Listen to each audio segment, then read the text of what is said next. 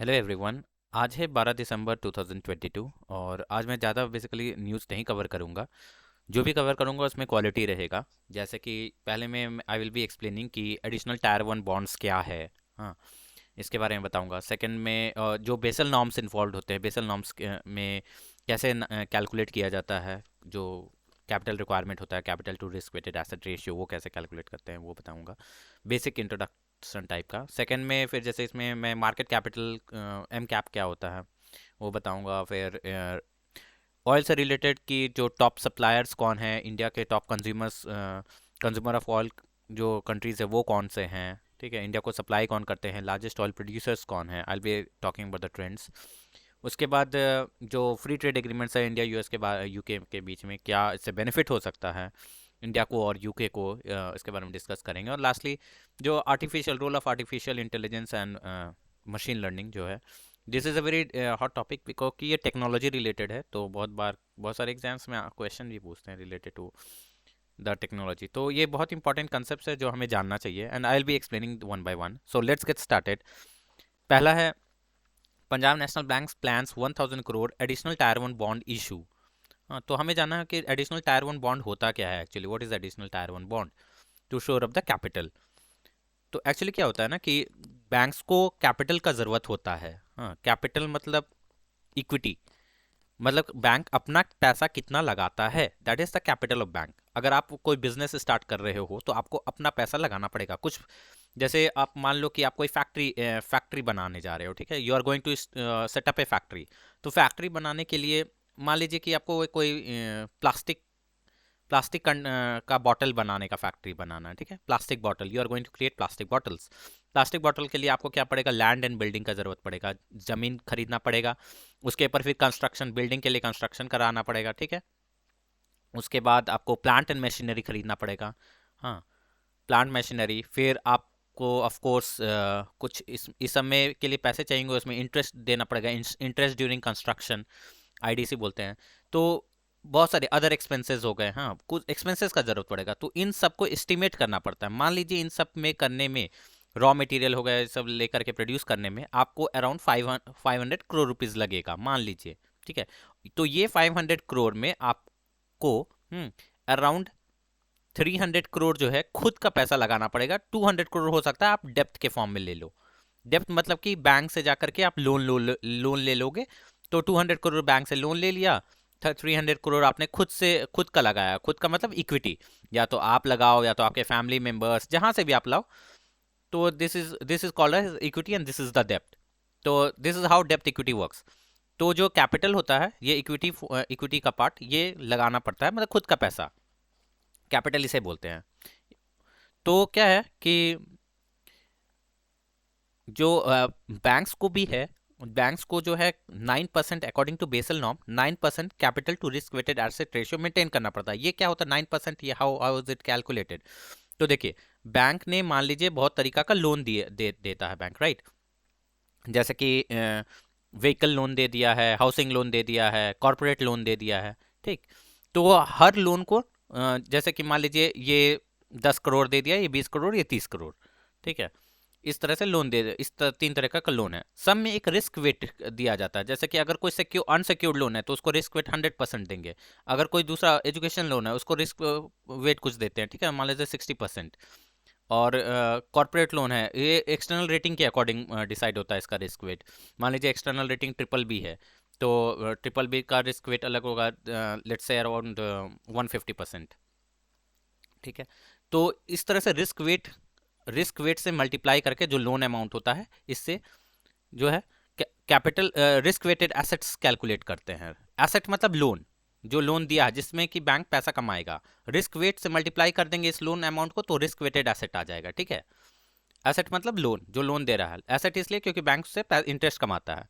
Risk wait से multiply कर दिए 100 से, 60 से, 150 से। हाँ, तो that will give risk weighted assets. अब क्या होता है कि बैंक को जो है अपना इक्विटी लगाना पड़ता है। इक्विटी ये वाला 300 करोड़, जो जैसे हमने बोला इक्विटी, उसी तरह बैंक को भी अपना इक्विटी, अपना पैसा लगाना होता है। तो वो जो है एक रेशियो, जैसे कॉमन इक्विटी, कॉमन इक्विटी, हाँ, इक्विटी जो कैपिटल है, इक्विटी ठीक है, divided by risk weighted assets RWA, ये जो कैलकुलेट किए, दैट शुड गिव 9%। हाँ, मतलब कि 9%, अगर हम इसको कॉमन इक्विटी को CE लिखे, is equal to 9% of risk weighted assets. इसको हम राइट साइड में अगर ले जाए रिस्क वेटेड एसेट्स को, तो ऐसे आएगा, मतलब कि बैंक को जो है अपना पैसा लगाना होता है 9% ऑफ जो रिस्क वेटेड एसेट्स आएगा। मतलब बैंक ने जितना तरीका का लोन दिया है उसको अगर हम रिस्क वेट से मल्टीप्लाई कर दे, और उसका 9% जो है बैंक को अपना लगाना पड़ता है। So that bank has to maintain 9% of capital to risk weighted asset ratio. इसी को बोलते हैं बेसल नॉर्म का, ये है बेसल नॉर्म। एक्चुअली 8% बोलता है, बट आरबीआई थोड़ा सेफ खेलने के लिए इसे 9% बोलता है कि यू हैव टू मेंटेन 9%। तो this is the whole story about the Basel norm. ठीक, तो उसी तरह बैंक जो, अब ये जो कॉमन इक्विटी है, ये बैंक बहुत सारी तरीका से लगा सकता है। हाँ, जैसे कि टायर वन बॉन्ड बोलते हैं, टायर वन कैपिटल हो गया, टायर वन कैपिटल, फिर एडिशनल टायर वन कैपिटल, हाँ, और टायर टू कैपिटल। और भी होता है कैपिटल कंजर्वेशन बफर होता है। ठीक, तो बैंक का ये 9% जो है of this it should be. हाँ, तो ये 9% को बैंक जैसे टायर वन जो है वो 5.5% मेंटेन करना होता, मिनिमम 5.5%। मतलब आई एम डिवाइडिंग 9% को, मैं डिवाइड कर रहा हूँ, ठीक है, 5.5%। एडिशनल टायर वन 1.5% मेंटेन करना पड़ता है। टायर टू जो है दैट शुड बी मैक्सिमम 2%। 2% से ज़्यादा नहीं होना चाहिए, इससे कम हो सकता है। 5, 6, 7, 7% ये हो गया, 8, 9% हो गया। प्लस आरबीआई बोलता है कि आप कैपिटल कंजर्वेशन बफर रख दो 2.5%, मतलब 11.5, टोटल 11.5%। तो बेसल नॉर्म बोलता है 8%, आरबीआई बोलता है 9%, और प्लस कैपिटल कंजर्वेशन बफर रखना होता है, तो 11.5% हो गया इस तरह। तो this is how it is. तो tier one, additional tier one bond जो हम यहाँ बात कर रहे हैं कि पीएनबी को ने प्लान किया additional tier one bond issue करने का, तो इसका मीनिंग क्या है? तो दिस ये इसी टायर वन कैपिटल का बात कर रहा है कि जो 5.5% मेंटेन करना है, 5.5% ऑफ रिस्क वेटेड एसेट्स। हाँ, ये 5.5 प्लस 1.5, हाँ, they are plus 2% of tier two, ये तीनों मिला के 9% को सेटिस्फाई कर देगा, ये वाला 9% जो हम बात कर रहे हैं। ठीक, तो टायर वन बॉन्ड बेसिकली क्या होता है, बैंक ये एक तरह का कैपिटल है। हमने बोला ना यहाँ पे कि 300 करोड़ आपको रेस करना। आप रेस कैसे करोगे? या तो आप अपना इक्विटी शेयर्स बेचोगे, शेयर्स लोगों को बेच करके, या अपने रिलेटिव्स को से अनसिक्योर्ड लोन ले लोगे, तो उस तरह से ये फॉर्म कर जाएगा 300 करोड़। ये कैपिटल रेस करेंगे आप इस तरह से। उसी तरह बैंक को भी जो है कैपिटल मेंटेन करना है। हाँ, तो ये 5.5% ऑफ रिस्क वेटेड एसेट, ये पैसे कहाँ से लाएगा? बैंक क्या करेगा? बॉन्ड इशू करेगा। मतलब एक कागज इशू करेगा, उसमें लिख देगा कुछ कुछ कि आपको इतना पैसा मिले, इतना इंटरेस्ट मिलेगा, इतना साल के बाद आपको पैसा वापस मिल जाएगा। ये एक piece of paper bank launch करेगा। इसी बॉन्ड को जो है, बॉन्ड देगा लोगों को, और लोग खरीदेंगे। लोग को मतलब दूसरे बैंकों को या किसी फाइनेंशियल इंस्टीट्यूशन को, कोई भी। हाँ, क्योंकि इसका डिनोमिनेशन जो है करोर्स में होता है, 1 करोड़ में का डिनोमिनेशन होता है, मतलब मिनिमम 1 करोड़ रुपए का ये बॉन्ड होता ही होता है। तो सब कोई नहीं खरीद सकता है। तो जब ये बॉन्ड जो है बैंक इशू करता है परपेचुअली, परपेचुअली मतलब होता है कि लाइफ टाइम के लिए, हाँ, कोई फिक्स मेच्योरिटी नहीं होता है, और ये बॉन्ड अनसिक्योर्ड होता है। अनसिक्योर्ड मतलब अगर बैंक डूब गया तो आपको पैसे वापस नहीं मिलेंगे जो भी ये बॉन्ड खरीदेगा। इट इज अनसिक्योर्ड, और ये परपेचुअल होता है, लाइफ टाइम के लिए। तो इसमें हाई रिस्क होता है। हाई रिस्क है तो फिर क्या करना पड़ेगा? बैंक को हाई रिटर्न देना पड़ेगा। हाई रिटर्न मतलब इस बॉन्ड के ऊपर इंटरेस्ट रेट बैंक को थोड़ा ज्यादा पे करना पड़ता है। But this is more efficient compare to equity launch करना। बॉन्ड इज मोर बेटर, क्योंकि इक्विटी में क्या होता है, बैंक को डिविडेंड पे करना पड़ेगा, वो ज्यादा पे करना पड़ेगा। तो बैंक प्रेफर इशूइंग बॉन्ड्स। तो बॉन्ड से क्या होता है, ये इसी बॉन्ड को टायर वन बॉन्ड बोलते हैं। फिर टायर टू बॉन्ड क्या होता है? टायर टू कैपिटल क्या होता है? टायर टू कैपिटल में आता है रिवैल्यूएशन रिजर्व्स, RR।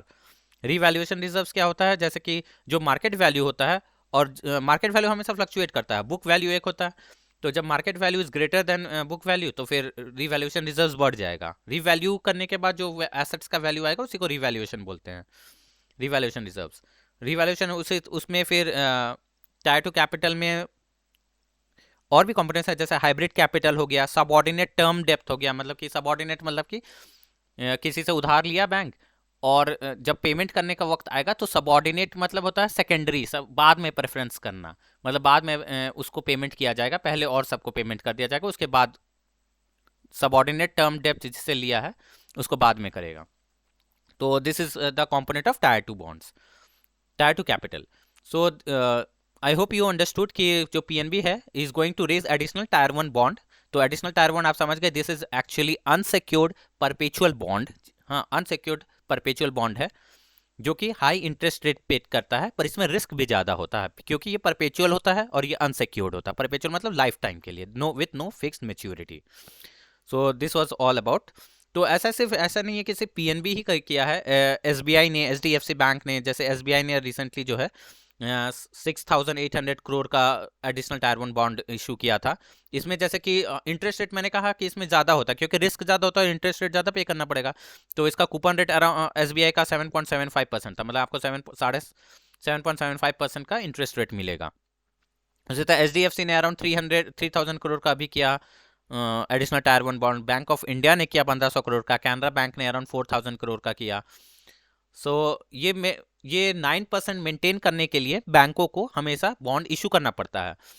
अगर जैसे बैंक अगर लोन बढ़ाए, ज़्यादा क्रेडिट देने लगा, लोन ज़्यादा देने लगेगा, तो डिनोमिनेटर बढ़ेगा। डिनोमिनेटर मतलब 9% of this 9% risk weighted assets बढ़ जाएगा। बैंक अगर लोन ज़्यादा देगा तो उनका उसका एसेट्स बढ़ेगा, loan is a kind of asset. हाँ, क्रेडिट ज्यादा करेगा तो एसेट बढ़ेगा, एसेट बढ़ेगा तो रिस्क वेट एसेट बढ़ेगा, रिस्क वेट एसेट बढ़ेगा तो 9% ऑफ रिस्क वेट एसेट ये बढ़ेगा, तो बैंक को ज्यादा कैपिटल इक्विटी चाहिए होगा। हाँ, कॉमन इक्विटी चाहिए होगा। तो ये कॉमन इक्विटी अगर चाहिए तो फिर बैंक को additional tier one bond issue करना पड़ता है। हाँ, इसलिए बैंक इशू कर रहा है, मतलब अगर बैंक इशू करेगा एडिशनल टायर वन मतलब bank is also increasing the assets, मतलब बैंक लोन ज्यादा देना स्टार्ट कर दिया है। इसका मतलब जैसे मार्केट में अभी हम देख रहे हैं कि सारे बैंक जो है additional tier one capital launch बढ़ा रहा है, इसका मतलब बैंक को इक्विटी का ज़्यादा ज़रूरत है। इक्विटी का ज़्यादा ज़रूरत कब होगा? जब ये लेफ्ट साइड बढ़ेगा, बढ़ रहा है मतलब राइट साइड भी बढ़ रहा होगा। राइट साइड बढ़ रहा है मतलब ये रिस्क वेटेड एसेट्स बढ़ रहा है। रिस्क वेटेड एसेट मतलब एसेट्स बढ़ रहे हैं, बैंक के एसेट्स बढ़ रहे हैं मतलब बैंक लोन ज़्यादा देना स्टार्ट कर दिया है, means credit is increasing. So in right now in India तो वी कैन से कि बैंक जो है क्रेडिट बहुत ज़्यादा कर रहा है कंपेयर टू डिपॉजिट्स। ये मैंने एक आरबीआई का आया था रिसर्च पेपर जिसमें कि बताया था कि डिपॉजिट्स कम हो रहे हैं compare to the credit. Banks is going for regress credit growth. So this was all about it. Next देखते हैं, 5 of the top firms lose 1.67 trillion in market cap, और रिलायंस जो है that is the biggest drag. तो market cap क्या होता है कि मार्केट कैप मतलब कि एम कैप बोलते हैं। ये बेसिकली जो भी कंपनी का शेयर्स है, आउटस्टैंडिंग शेयर्स जो भी है राइट नाउ, हाँ आज के दिन जैसे है, इनटू जो करंट मार्केट प्राइस होगा उस शेयर का, हाँ इसको बोलते हैं मार्केट कैप। हाँ, जो शेयर्स है उसका जो वैल्यू है, वैल्यू ऑफ द शेयर्स, किसी कंपनी का टोटल शेयर्स के जो वैल्यू होंगे उसी को मार्केट कैप बोलते हैं। मतलब कंपनी को अगर खरीदना है, बेसिकली खरीद नहीं सकते उतने में, बट अगर कंपनी को खरीदना है तो फिर कितने में वो बिकेगा। तो इट्स एक बहुत ही सिंपल तरीका है। बेसिकली ऐसे एक्वायर नहीं कर सकते कंपनी को, देयर कंपनी का बहुत एसेट्स का अलग वैल्यू होता है, बट शेयर्स के टर्म में अगर हम बोले तो उसको market value of the shares, total shares, उसको हम लोग एम कैप बोलते हैं, मार्केट कैप बोलते हैं। ठीक है, कंपनी को और भी तरीका से देखा जा सकता है, उसके सेल्स के थ्रू मार्केट कैप निकाला जा सकता है, कितना सेल्स हो रहा है, टोटल एसेट्स का क्या वैल्यू है उसके थ्रू पता लगाया जा सकता है। So this is about market cap. तो इसमें राइट नाउ अगर जो इंडिया में जो टॉप कंपनीज है अगर मार्केट कैप के रेस्पेक्ट में बोले तो नंबर 1 पे हमेशा रिलायंस आ रहा है। Reliance is almost the top, always the topper. उसके बाद टीसीएस है, एचडीएफसी है, हाँ और वो तो इन्फोसिस है, फोर्थ में इन्फोसिस है, उसके बाद फिफ्थ में आईसीआईसीआई बैंक है, आईसीआईसीआई बैंक है, हिंदुस्तान यूनिलीवर है, सिक्स्थ में, सेवन्थ में एसबीआई है। बैंक्स है बहुत सारे, एचडीएफसी हो गया, आईसीआईसीआई हो गया, एसबीआई हो गया, फिर एयरटेल है, एयरटेल इज देयर, और अदानी, ये सारे आते हैं रैंक वाइज अगर हम बात करें कि मार्केट कैप में। तो always the topper is the Reliance. तो रिसेंटली कल जो है रिलायंस का जो है वो लूज किया था अपना मार्केट कैपिटल कैप का वैल्यू, मतलब उसका शेयर्स का वैल्यू घटा।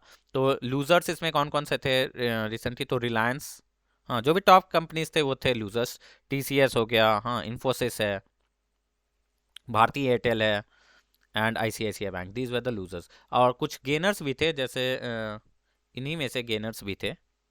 Hindustan Unilever that was the gainer, HDFC bank was the gainer, Adani enterprise, SBI and HDFC. तो दीज वर द गेनर्स। तो ये रिलायंस का जो है वैल्यूएशन अराउंड जो है 76,000 करोड़ रुपीस जो है उसका वैल्यूएशन घट गया था।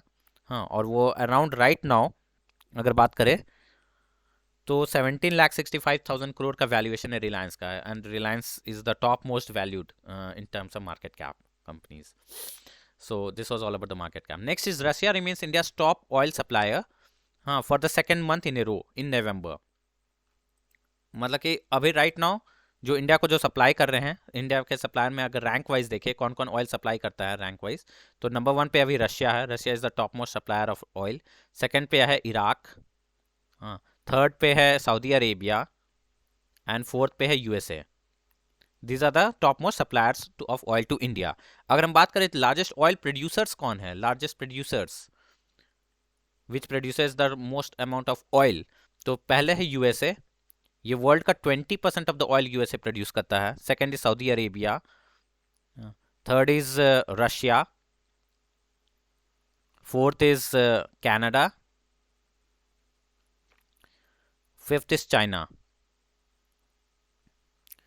उसके बाद फिर आता है इराक, इराक हो गया, फिर यूएई हो गया, हाँ, ब्राज़ील हो गया, ईरान, ब्राज़ील है, ईरान है, कुवैत, इस सब के बाद कुवैत, या अगर टॉप 10 का बात करें 7 में 8 9 10, so these are the top 10 largest producers. USA around 20% produce करता है, Saudi Arabia around 11% of the oil world का प्रोड्यूस करता है, उसी तरह रशिया भी around 11%। Saudi Arabia Russia almost equivalent ही चलता है, ऊपर नीचे होता रहता है। कनाडा अराउंड 6% प्रोड्यूस करता है, चाइना 5% के अराउंड वर्ल्ड का ऑयल प्रोड्यूस करता है, इराक अराउंड 4%, यूएई 4%, हाँ, ब्राज़ील 4% के अराउंड, ईरान भी 4% के अराउंड, और कुवैत अराउंड 3% के अराउंड प्रोड्यूस करता है। So this was all about the rank largest producers. तो you should remember USA, Saudi Arabia, Russia, Canada and China. Top fifth को तो हमको पता ही होना चाहिए।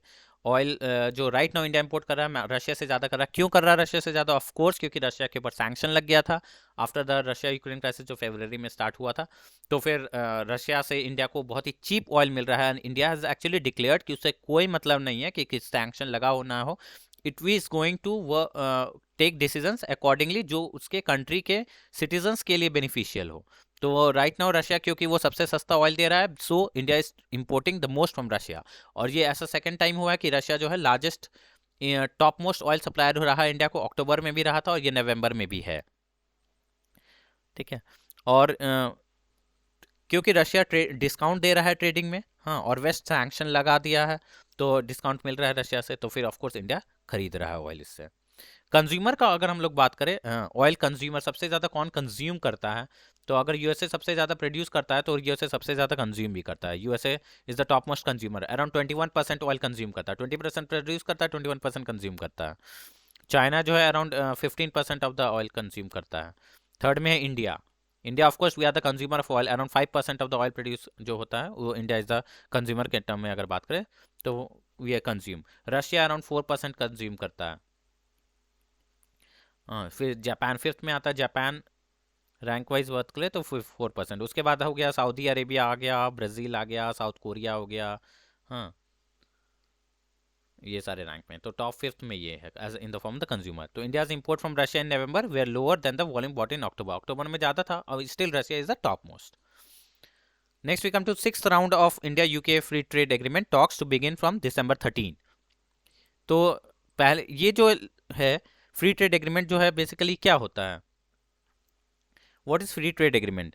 तो फ्री ट्रेड एग्रीमेंट में बेसिकली अगर बायलैटरल फ्री ट्रेड है, मतलब दो कंट्री के बीच में, यहाँ जैसे दो कंट्रीज है बायलैटरल है, तो बायलैटरल में क्या होता है, मल्टीलैटरल भी फ्री ट्रेड एग्रीमेंट होता है, दो से ज़्यादा कंट्रीज इन्वॉल्व होते हैं। तो दो कंट्रीज जो है वो डिसाइड करते हैं कि they are going to significantly, हाँ, काफ़ी ज़्यादा अगर रिड्यूस करते हैं या फिर एलिमिनेट करते हैं, जैसे कि कस्टम ड्यूटी जो लगाते हैं वो एलिमिनेट कर दे या फिर रिड्यूस कर दे, हाँ, मैक्सिमम नंबर ऑफ गुड्स जो ट्रेड होते हैं दो कंट्री के बीच में, उसके ऊपर अगर ये सब रिड्यूस कर दे या फिर इंटेलेक्चुअल प्रॉपर्टी राइट का रेस्ट्रिक्शंस रिड्यूस कर दे, तो फिर उसे बोलते हैं वो ट्रेड थोड़ा फ्री हो जाता है, जो फ्रिक्शंस होते हैं वो कम हो जाते हैं, तो दैट जो फैसिलिटेट करता है एग्रीमेंट, उसे ही फ्री ट्रेड एग्रीमेंट बोलते हैं। ठीक है, तो ये लास्ट राउंड जो है वो अभी तक जो लास्ट राउंड हुआ था वो जुलाई में हुआ था, फ्री ट्रेड एग्रीमेंट का। उसके बाद फिर कुछ वहाँ पे जो यूके का जो है गवर्नमेंट में बहुत इश्यूज आने लगे, गवर्नमेंट में अनस्टेबल हो गया, तो उसके बाद ये हो नहीं पा रहा था कुछ पॉलिटिकल डेवलपमेंट रीजंस के कारण। सबसे पहले फ्री ट्रेड एग्रीमेंट का ये वाला टॉक अभी इस साल जो चला था वो जनवरी में स्टार्ट हुआ था, और ये सोचा गया था कि हाँ दिवाली तक मतलब अक्टूबर तक ये सॉल्व हो जाएगा, एग्रीमेंट रीच हो जाएगा, लेकिन डेडलाइन फिर मिस हो गया। तो अभी ये फिर से स्टार्ट हो रहा है। हाँ, फिर से दिसंबर 13 से स्टार्ट मतलब स्टार्ट होगा, और ये मैक्सिमम नंबर ऑफ गुड्स जो ट्रेड होते हैं हम दोनों के बीच, इन दोनों कंट्रीज के बीच में, इंडिया और यूके के बीच में, उसके बारे में डिस्कस किया जाएगा। इसमें गुड्स को लेकर के, गुड्स के बारे में है या फिर सर्विसेज है, हाँ, इन्वेस्टमेंट्स को लेकर के, हाँ, और इंटेलेक्चुअल प्रॉपर्टी राइट्स, इन चीज़ को लेकर के डिसाइड किया जाएगा, एग्रीमेंट रीच किया जाएगा, जिसमें कि कस्टम ड्यूटीज रिड्यूस करने से क्या होगा, ये फ्री ट्रेड एग्रीमेंट से क्या फ़ायदा होगा, इंडिया को क्या फ़ायदा होगा कि जैसे कस्टम ड्यूटी रिड्यूस हो जाएगा, हाँ, with the reduction custom duty जो भी लेबर इंटेंसिव चीज़ें हैं जो हम बेचते हैं, जैसे कि टेक्सटाइल हो गया, हाँ, टेक्सटाइल हम यूके को सप्लाई करते हैं, टेक्सटाइल हो गया, लेदर, लेदर प्रोडक्ट्स है, जेम्स एंड ज्वेलरी है, हाँ, तो जो हम एक्सपोर्ट करते हैं, तो ये सारे लेबर इंटेंसिव फैक्टर जो है एक्सपोर्ट जो है बढ़ जाएगा इसके कारण, क्योंकि फ्रैक्शंस कम हो जाएंगे, तो इसके कारण जो है हमारे जो कंट्री है उसका जीडीपी ऑफ कोर्स बढ़ेगा, प्रोडक्शन बढ़ेगा, इनकम बढ़ेगा, एम्प्लॉयमेंट अपॉर्चुनिटीज़ बढ़ेगा, तो इससे हमें फ़ायदा होगा।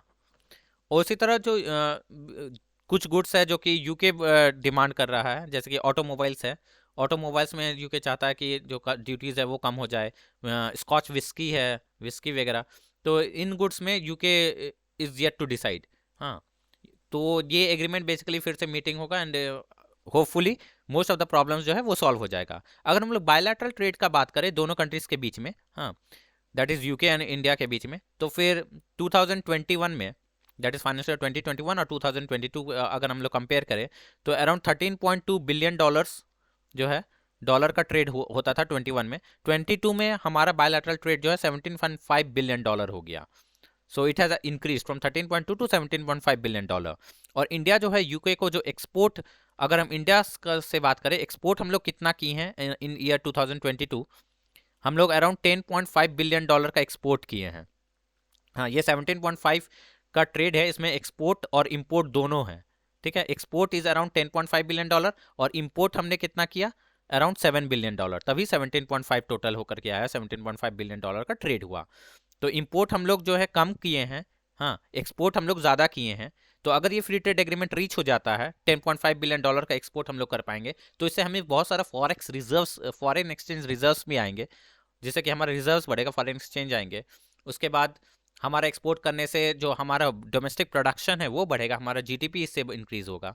तो it is going to help a lot to our economy अगर ये ट्रेड एग्रीमेंट रीच हो जाता है तो ये अभी जैसे 17.5 बिलियन डॉलर का है, that is actually this figures will increase next year अगर ये फ्री ट्रेड एग्रीमेंट रीच हो जाता है। तो ये एक्सपोर्ट हम लोग क्या क्या प्रोड्यूस जैसे करते हैं, जैसे हम लोग रेडीमेड गारमेंट्स करते हैं, रेडीमेड गारमेंट्स हो गया, टेक्सटाइल हो गया, हाँ, जेम्स एंड ज्वेलरी है, इंजीनियरिंग प्रोडक्ट्स है, इंजीनियरिंग प्रोडक्ट्स हम लोग एक्सपोर्ट करते हैं, पेट्रोलियम एंड पेट्रोकेमिकल्स प्रोडक्ट है, हाँ, पेट्रोकेमिकल प्रोडक्ट्स इसके करते हैं, स्पाइसेस हम लोग एक्सपोर्ट करते हैं यूके को, हाँ, मेटल प्रोडक्ट्स है, वो करते हैं, फार्मास्यूटिकल फार्मा प्रोडक्ट्स हम लोग करते हैं एक्सपोर्ट।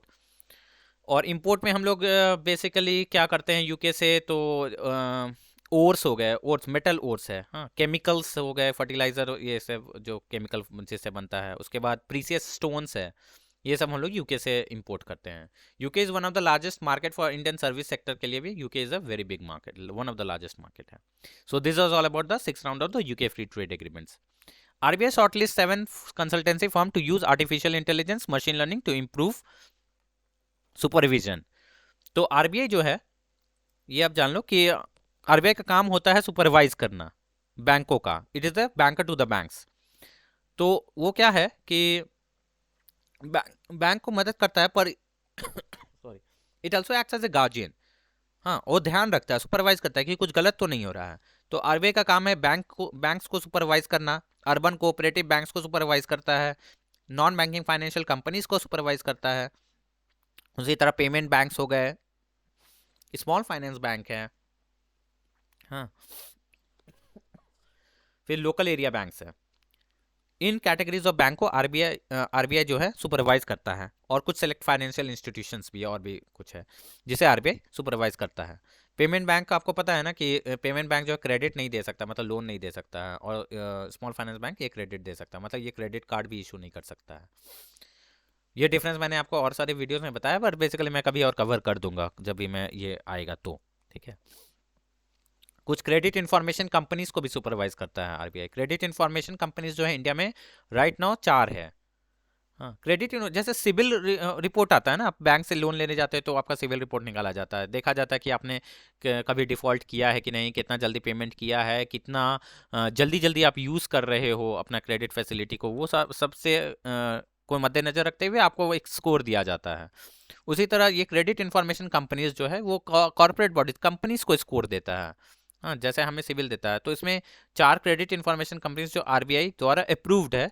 कौन कौन से हैं वो, एक है एक तो पहले सिबिल ही हो गया। सिबिल जो है वो करता है, कंपनीज को भी करता है, क्रेडिट इन्फॉर्मेशन प्रोवाइड, मतलब कंपनीज के बारे में इंफॉर्मेशन प्रोवाइड करता है।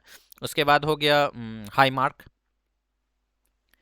क्रेडिट सिबिल हो गया, हाई मार्क हो गया, फिर एक्सपीरियन है, एक्सपीरियन और इक्विफैक्स, 4 है। हाँ, so there are only 4 credit information companies approved by RBI. जैसे कि क्रेडिट रेटिंग एजेंसीज है, there are 7 credit rating agencies. Right now Brickwork के ऊपर बैन लगाया हुआ है सेबी ने। उसी तरह 4 क्रेडिट इंफॉर्मेशन कंपनीज है। ठीक। तो आरबीआई जो है, ये ऑब्जेक्टिव क्या होता है कि क्यों आरबीआई सुपरवाइज करता है, ताकि जो फाइनेंशियल साउंडनेस है वो मेंटेन रहे, फाइनेंशियली बैंक्स जो है साउंड रहे, कुछ गलत लोन ना दे दे और बैंकरप्ट ना हो जाए, उसका सॉल्वेंसी सॉल्वेंसी मेंटेन रहे, मतलब बैंकरप्सी ना हो। We use the term solvency. फिर एसेट क्वालिटी मेंटेन हो, जो भी लोन दे रहा है वो खराब क्वालिटी का ना हो, इसलिए उसको एसेट के साथ रिस्क वेट दिया जाता है। खराब क्वालिटी के एसेट्स को ज़्यादा रिस्क वेट करते हैं, देते हैं। रिस्क वेट देने से उसको फिर जो कैपिटल है ज़्यादा मेंटेन करना पड़ेगा, क्योंकि हम लोग जैसे बोले थे 9% of risk wait assets maintain करना होता है। तो अगर रिस्क वेट बढ़ जाएगा तो रिस्क वेट का एसेट्स का वैल्यू बढ़ जाएगा, तो 9% ऑफ दिस जो कॉमन इक्विटी है वो ज़्यादा बढ़ जाएगा। अगर ये बढ़ गया तो ये बढ़ जाएगा, कॉमन इक्विटी जो बैंक को मेंटेन करना है वो बढ़ जाएगा। फिर उसको बॉन्ड इशू करना पड़ेगा, फिर इसको एडिशनल टायर 1 बॉन्ड इशू करना पड़ेगा, फिर इस बॉन्ड के ऊपर इंटरेस्ट पेमेंट करना पड़ेगा, तो बैंक के लिए खर्चा का काम है। उसी तरह लिक्विडिटी मेंटेन करने के लिए, शॉर्ट टर्म लिक्विडिटी, मतलब कि आरबीआई मतलब बैंकों के पास पैसे रहे, अगर कस्टमर आ जाए बैंक से पैसे लेने तो उसको पैसे मिल जाए। डिपॉजिटर्स का इंटरेस्ट को, मेन आरबीआई का ये है इंटरेस्ट है कि डिपॉजिटर्स जो है उसका जो है जो इंटरेस्ट है वो बैंक को पूरा कर सके, बैंक उसे पूरा कर सके, फाइनेंशियल स्टेबिलिटी ताकि मेंटेन रहे। तो ये जो है आरबीआई ने 7 कंसल्टेंसी फर्म्स को हायर किया है, ताकि वो आर्टिफिशियल इंटेलिजेंस यूज़ कर सके, हाँ, मशीन लर्निंग यूज़ कर सके, ताकि वो बैंक्स जो के ऊपर सुपरविजन ज़्यादा अच्छा से कर सके। सुपरविजन क्यों करना है, विद द ऑब्जेक्टिव की ये सारे ऑब्जेक्टिव है, फाइनेंशियल स्टेबिलिटी मेंटेन होना, solvency, asset quality, liquidity, main है डिपॉजिटर्स का इंटरेस्ट। सारे डिपॉजिटर्स ने जो पैसे दिए हैं वो डूबना नहीं चाहिए, आरबीआई का मेन ऑब्जेक्टिव है। इससे फाइनेंशियल स्टेबिलिटी मेंटेन रहता है, बैंक अपना फायदा के लिए डिपॉजिटर्स के पैसे को गलत इस्तेमाल ना करे। तो इसमें 7 फर्म्स जैसे कि हो गया एसेंचर को एसेंचर है, बोस्टन कंसल्टेंसी ग्रुप है, डेलॉयट है, ये सब तो आपने सुना होगा, big four companies. Ernst and young है, हाँ, केपीएमजी, मैकेंजी, हाँ, फिर प्राइस वाटर हाउस कूपर, पीडब्ल्यूसी। तो ये कंपनीज, ये 7 है, 1 2 3 4 5 6 7, हाँ, ये 7 कंपनीज है जिसे आरबीआई ने as a consultancy firm hire किया है। The Reserve Bank of India shortlisted 7 global consultancy firms including Price Waterhouse Cooper and McKinsey to use artificial intelligence and machine learning for supervisory functions. So this was all about today's news. ये important thing था जो मुझे लगा कि आपको आपके साथ share करना चाहिए, इसलिए मैंने ये आपके लिए वीडियो लाया। So thank you so much, see you again.